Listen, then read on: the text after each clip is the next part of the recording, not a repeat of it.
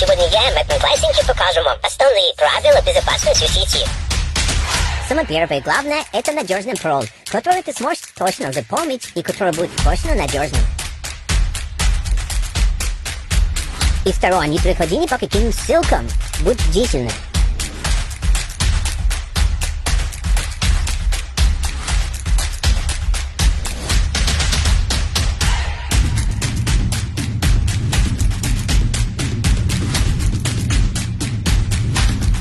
Большую часть нашей жизни проходит в интернете, поэтому следуй правилам, чтобы обезопасить себя.